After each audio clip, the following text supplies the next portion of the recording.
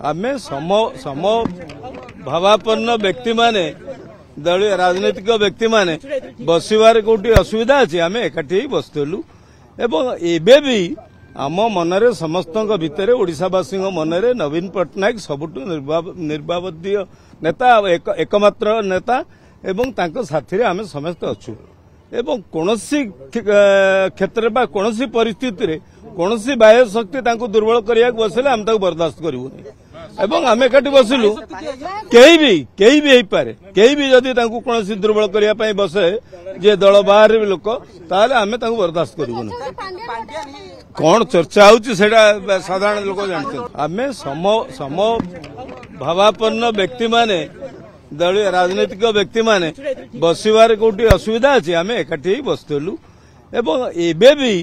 आम मनरे समस्त भितर ओडिशावासी मनरे नवीन पट्टनायक सबुठु निर्वावधीय नेता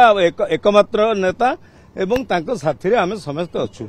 एवं कोनोसी क्षेत्र बा कोनोसी परिस्थिति रे कोनोसी बाह्य शक्ति तांको दुर्बल करिया बसले हम ताको बर्दाश्त करिवुनी